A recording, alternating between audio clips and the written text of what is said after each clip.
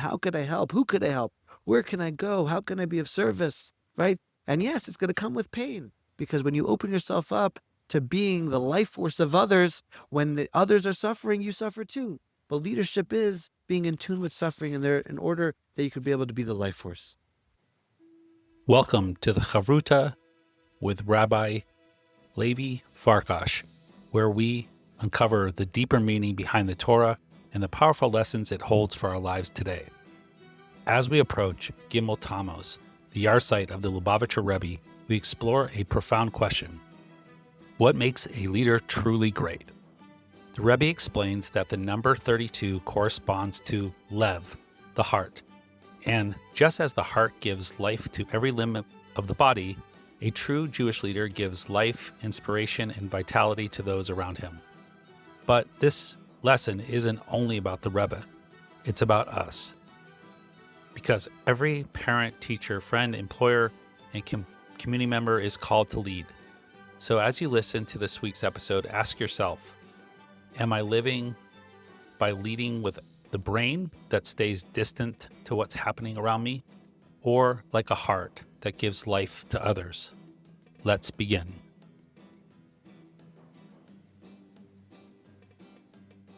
Good afternoon, everybody, and welcome to another wonderful learning here of the Chavrusa, where we study the relevant Torah topics for the week. And this week's episode is sponsored in honor of the Refuah Shalema of Makalea Bat Metza. May she have a complete and speedy refuah.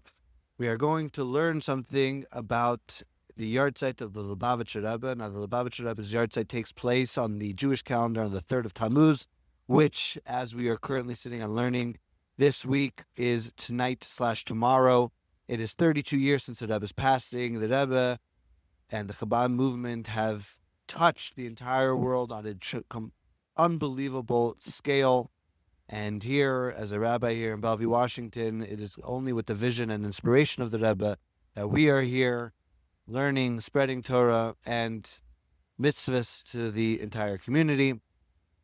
And the Rebbe's yahrzeit is now, this is going to be the 32nd year, and we're going to learn something interesting about the number 32.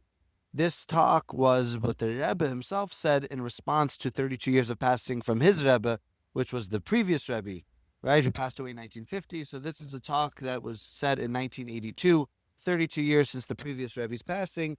We're going to learn the significance of the number 32 and how it is relative to our life as both being touched by the Rebbe and as well as the way that we are ourselves. So the Baal Shem Tov teaches that everything, right, in our service of Hashem is impactful, which means that the number 32 is impactful. Says the Rebbe that the number 32 alludes to the heart. We know that Lev is an acronym for 32, right? The gematria 32. Lamed is 30 and Bet is 2. So 32 brings the word Lev, which means heart. What is the heart? The heart represents the general life force, as is well known among the three primary organs. There's the brain, the heart, and the liver.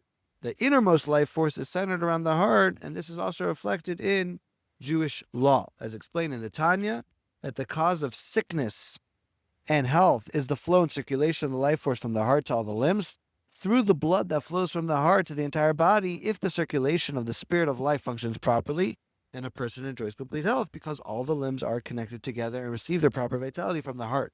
The role of a Rebbe as a leader of the Jewish people is comparable to that of the heart, which is evident from the ruling of Maimonides, the Rambam, that a king, right? We know that there in temple times was the era of the kings, that the leader of the Jewish people is considered, quote, the heart of the entire people of Israel. According to the Baal Shem Tov's well-known teaching that a Hebrew name of any creation reflects its essential nature, the fact that a king is called the heart of the entire people of Israel indicates that his role is like that of the heart in the human body. Just as the heart supplies vitality to all the body's limbs, so does the Jewish leader provide spiritual vitality to the entire Jewish people. In light of this, right, it is clear that we mark the 32nd anniversary of the Rebbe's passing, associated with the importance of connecting to the heart of the Jewish people, the leader of the Jewish people, because it's through a Rebbe, through a leader, that the entire paper of Israel vitality flows to the entire Jewish people, just as a heart supports all its organs. And that brings us to a very, very interesting story that's recorded in the Zohar. There was an individual that came to Rabbi Elazar and said that he has two questions. Question number one on the Jewish people, that if we're considered to be the chosen nation, then why do we suffer so much? You would think that the chosen nation, the Jewish people, that they would have enjoyed tranquility and prosperity with good health, but we find that throughout the generations, the Jewish people have been persecuted and have anything but lived a peaceful, tranquil life. And question number two is that we know that the Jewish people keep the mitzvah of kosher, which is a special dietary laws. We don't have the reason for these dietary laws, but you would think that keeping dietary laws would make us stronger physically, yet we know that right now the FIFA World Cup is going on. There's maybe one Jewish athlete in the World Cup. They say the goalie for Team USA is Jewish, but everyone else is not Jewish, which means to say is that we know that non-Jews are more athletic, they're stronger from a physical standpoint, and if kosher, which is you are what you eat, is so important, why seemingly is the Jewish nation physically weaker? And so Rebbe Elazar responds a very interesting answer. What's the answer? That the Jewish people are closer to God than any other nation. God made the Jewish people the heart of the entire world. The relationship to other nations is like the relationship between a heart and other limbs, right? Just like this relationship between Jerusalem, right, Yerushalayim, and the rest of the world has that same metaphor, that Jerusalem is the heart while the entire world is the limbs. Meaning to say the life force is the Jewish nation in regards to all other nations, right?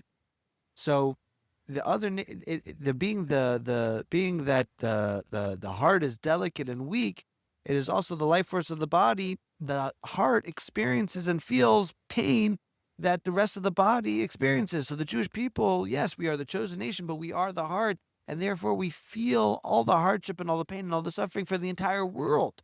When every nation goes through struggle, when humanity goes through struggle, when our morals as humans are corrupt, it affects the Jewish people the most because we are the heart. And that's the whole idea of kosher, right? The heart can only take the most pure blood for its sustenance, right? It's weaker than all the other limbs. All the other limbs, they take the leftover blood from the heart and they're able to survive and thrive from that blood, right?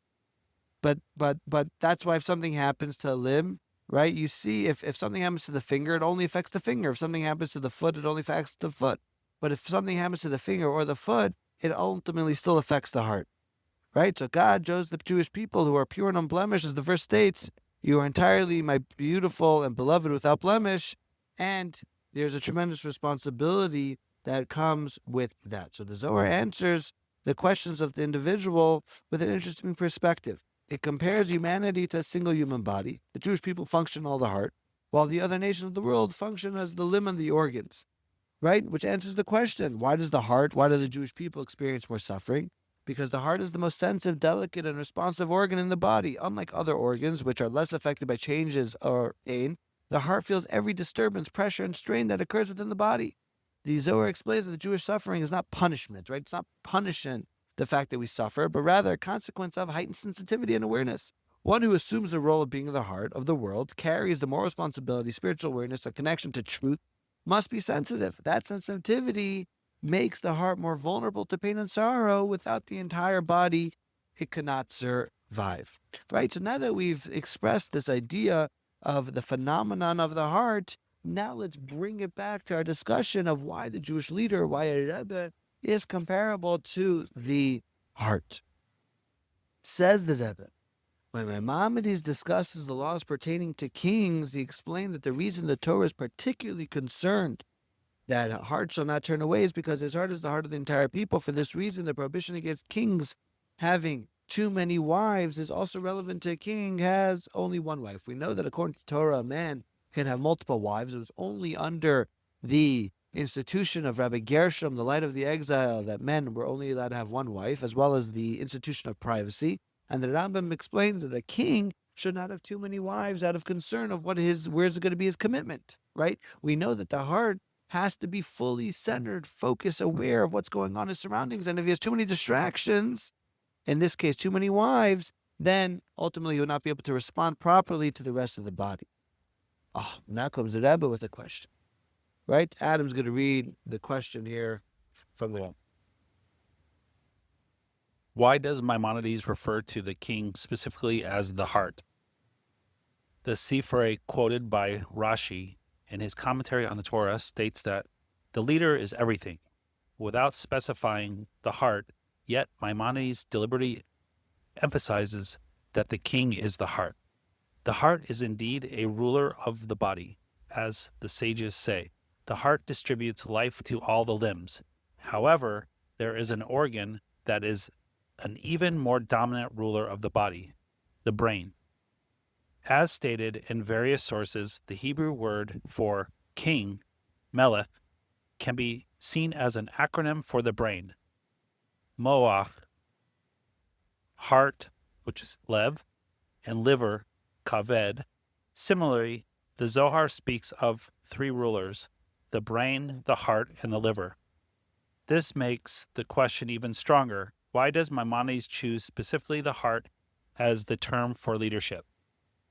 Right, a beautiful question. In all other references in regards to the king, there is no singular idea that the king is a heart. We know that the king corresponds to the three major organs of the body. We have the brain, the liver, and the heart. All three of them as multiple references. Why does the Rambam find the heart so important in relationship to what a king is, to what a leader is, that it singles out that a king, in regards to the laws of kings, that a king is like the heart? Why doesn't it say the king is like all the vital organs of the body? Even more so, the name Melech, which is Mem, Lamed, and Chaf, are an acronym for the three major organs: Moach, which is brain; Lev, which is heart; and Kaved, which is liver. So this idea that the Rambam associates leadership with the heart is very perplexing. And to start us off with the answer, we'd have Eitan read us the explanation. Let's start. The Zohar relates that Rebbe Eliezer used the idea to answer a fellow philosopher who challenged the Jewish belief that the Jewish people are the chosen nation. He argued that Jews are actually weaker and more vulnerable than other nations. Likewise, he questioned why Jews must eat only specific kosher foods and avoid other foods in order to maintain their health. We see the non-Jews eat anything they wish, and nevertheless, they are healthier and stronger than Jews. Right? So the heart, other defining characteristics is that what's a heart? It's constantly beating. It supplies life to the entire body through an unceasing rhythm. The heart is entirely defined by movement. It beats at every moment, constantly expanding and contracting. This constant motion is the very purpose and function that the heart never rests. Scientists have long noted the remarkable nature of the heart. Any mechanism that works continuously eventually requires rest. The heart is unique. It never ceases its activity and never enters a resting mode. The brain, by contrast, functions very differently. The brain remains still, sits in the head. It's engaged in deep intellectual thought no matter what's going on in the body. But it does so in a state of calmness, right? We don't refer to the brain as the beating of the brain, because the brain operates peacefully without motion. So this answers our question of why the Rambam, why Maimonides used the comparison of a king specifically to heart and not a brain or the liver. Because the role of a king is not to sit comfortably in the royal palace. His entire purpose is to serve the people, right? What is a king supposed to do, says the Rambam? He gives justice and wages battles on behalf of the people. Like the verse says, one who will lead them out and bring them in. Although even appearing in the splendor of his palace in fulfillment of the verse, your eyes shall behold the king in his beauty, right? It's still part of the idea, the one who will lead them out and bring them in. The king's essential role is to be the one who will lead the people to administer justice and wage battles, as Maimonides puts it. Right? And to do so requires constant movement back and forth, which is the antithesis of rest. So this is why the Rambam uses the idea of a heart rather than the brain, because the essence of leadership is someone who's going to, quote, lead them out and bring them in. Meaning to say is the brain that rests inside the head, that is completely not necessarily in tune and aware of the needs of the body, It's not constantly pumping blood. It's not constantly being affected by what goes on. However, the heart is constantly contracting, right? It's constantly pumping blood. It's constantly in work. It's constantly in motion. It's constantly directly in tune with whatever's going on with the rest of the body. And says the Rambam that that's what a leader is. That's what a king is. It doesn't just sit in its palace and say, oh, let's run the show. It's going to war. It's administering justice. It's constantly trying to be in tune with what's going on to the rest of the people. Right? Like the Rebbe says, the people must provide the king with the desires that he needs. This points to something counterintuitive. On one hand, right, a king's might, right? He can take whatever he wants, right, from the people. On the other hand, it's his weakness because he needs people to be a king, right? He needs the people to fulfill the desires. And that's exactly the point. The king is supposed to serve the people, but he also relies on them for everything, right? Without the people, there is no king. And that's why, continues the Rebbe, the final reason why a king is compared to a heart. The heart is in constant motion, pumping, contracting without stop. It's also the most fragile organ. Both these characteristics are intertwined. The heart is the most delicate because its purpose is to give life to the other organs that's constantly working. This is why a king is compared to a heart, because a king has both qualities. He is working for the people constantly, which is his weakness because he's completely reliant on the people. So the idea of what is a true Rebbe, a leader, right? You usually, if you would tell you the word leader, you would say, oh, someone who's tough, distant, unaffected by the struggles of others, right? Because that's how you have true leadership, says the Rebbe. No, that what a heart is the most delicate and sensitive organ of the body. It feels pain more intensely than any other organ, which means that a leader must be completely connected to the needs and suffering to those around him, right? He cannot shut himself off from the pain of others.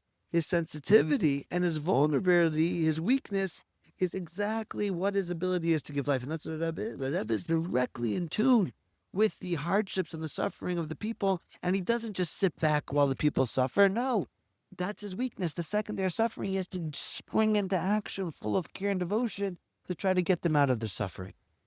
The brain can remain at rest, right? It occupies itself with abstract ideas from the comfort of its protected position, but the heart never stops beating, right?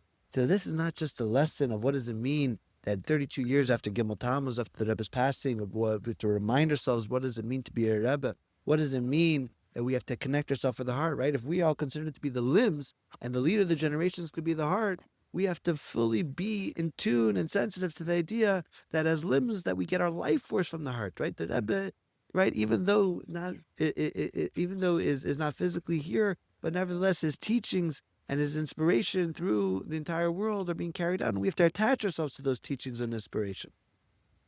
And the same holds true to our personal lives, right? Each and every one of us is a leader. We are parents, we are teachers, we are employees, we are employers, we are friends, we are community members. And from this lesson, we learn the idea, what does it mean to be a leader in our own lives? Don't be a brain that sits back and gets lost in his own world and only comes up for air whenever it feels it's appropriate. You have to be a heart. You have to be constantly on the move, constantly in motion. How could I help? Who could I help? Where can I go? How can I be of service? Right? And yes, it's going to come with pain, because when you open yourself up to being the life force of others, when the others are suffering, you suffer too. But leadership is being in tune with suffering in order that you could be able to be the life force. And we'll leave off with a tremendous story that someone said in regards to what does it mean to be a Rebbe. This individual was drafted in the army in 1959, and he went to go see the Rebbe for a blessing. And what had happened? The Rebbe told him that he has to go. The Rebbe said that, here you're going overseas to Korea. And when this guy named Shelley said yes, he told him that I'm going to send you tefillin that you have to put on. And the Rebbe says, I want you to promise me that you're going to put these on every day and say the Shema. And so the Rebbe, when this individual was stuttered for words, the Rebbe said, I didn't hear your promise. And so he said, I promise. And the Rebbe said, I wanted to prepare you for the fact that it will be very hard over there. And for any reason, if you're unable to put on tefillin, you must still say the Shema. Shelley didn't understand anything, but trusting the Rebbe, he set off to Korea, starting in California, stop in Hawaii, Wake Island, Japan. Finally, he gets to Korea. When he stopped in Hawaii for refueling, and all of the recruits were sitting around waiting to aboard, he stretched his legs a bit, and he proved a momentous decision, because just then the colonel had never seen before came forward declaring that he had to get on a plane, which means that someone from the plane, which had to stay behind, since I was already standing, right? Since Shelley was already standing, he had to stay behind, and he was not happy because that means he would be stuck on the tarmac for hours until the next plane. When eventually he arrived, he found out that the plane that he had supposed to be on, that had been his spot taken by the colonel because he was standing regarding to put on tefillin, the plane was lost, and he is lucky to be alive. And he was assigned to a different group, and that different group was a bunch of Southerners that didn't like Jews at all. And every morning they tried to put on tefillin. However, the Southerners did not like it. They used to make his life very, very difficult. And to the point where that he tried to go on this retreat, but they didn't let him go. They made it very difficult.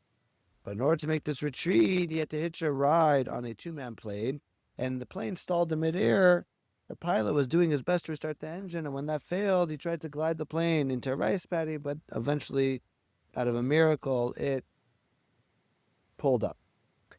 He didn't make the connection between the rescue and the Rebbe's tefillin, which he was clutching during the terrifying ride. But what happened was, eventually he stopped putting on the tefillin due to the harassment. What happened was, eventually, he would get his mail, and in the mail, the mother said that the Rebbe commented that the Rebbe wrote to her that your son is not keeping his promise of putting on tefillin every day. Right? Shocking. So what did he have to do? He realized that to be with the Southerners wouldn't allow him to keep his flota, wouldn't allow him to keep his mitzvah of doing tefillin easily, and so he transferred. But the only option was to go with a bunch of combat engineers behind enemy lines. It was a very dangerous work, but it was better, according to Shelley, than the idea of being with the Southerners. After 7 months, right, just as he thought his tour duty was over, President JFK, due to the Cuban Missile Crisis, extended his unit's mission. And at that point, it was very, very dangerous. So once he continued his mission, he was ordered at one point to dig in, right, to create a foxhole, living in a foxhole. And the conditions were terrible. It was winter, it was very cold, nonstop pouring rain. And it turned out that the foxhole became a mud hole. And fire kept coming at them from North Korea. And when he got to a point where he thought that was too much, getting very, very dangerous, the last thing he thought about was putting on tefillin, but the tefillin was covered with mud. And he thought, how can I put it out? Well, one of the soldiers who knew about this individual's connection to tefillin knew that they needed God's protection, and he told them, if you don't put on tefillin now, I'm going to shoot you. And he agreed to put it on, but when he took on the tefillin, right, the tefillin fell in the mud, and it was completely impossible to put it on, so therefore, he kept his promise that he told the Rebbe, if I can't put on tefillin, I'm going to say the Shema, and he said, Hear, O Israel, the Lord our God, the Lord is one, and in that moment, the bombing stopped. He had no idea what happened. He felt he was in a twilight zone, but as it turned out, the second that he said the Shema, the entire Cuban Missile Crisis was over, and all of a sudden he was allowed to return home. In 1967, right, by the 6-Day War, he wanted to volunteer for the IDF, but the Rebbe told him, you don't need to go physically fight. All you have to do is put on tefillin and make sure other puts on tefillin, and that will lead to Israel's salvation. And sure enough, Shelley knows that it was only being connected to the Rebbe, to the leader, someone who's in tune from a spiritual level of things that we cannot understand, that saved his life. And as we approach the Gimmel Tammuz anniversary that is passing, we have to ask ourselves, what we could do better to connect? What we could do better to inspire ourselves and others around us in the form of being a true leader, in the form of being a heart, in order to make sure that our surroundings, everyone could be more in tune with Torah and mitzvahs, l'chaim, l'chaim.